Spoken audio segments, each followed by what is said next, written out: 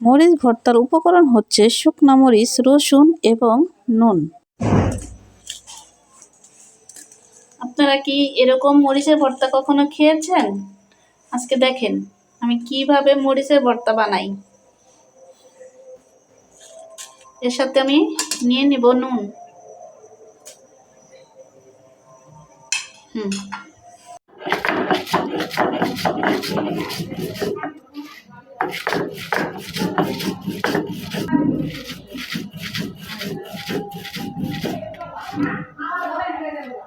এখন আমি সুন্দরভাবে মিহি করে বেটে নিব।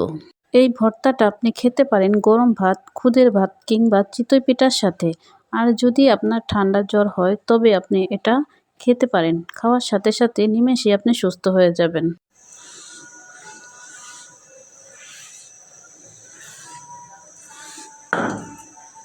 দেখেন তো রসুন মরিচের ভর্তার রংটা কত সুন্দর এসেছে। পাটার মধ্যে এখন আমি ধোয়া ওঠা গরম ভাতটা নিয়ে নিব। এই পাটায় মাখা ভাতটা খেতে যে কি মজা, যে খেয়েছে একমাত্র সেই জানে যে এই ভাতটা খেতে কি মজা।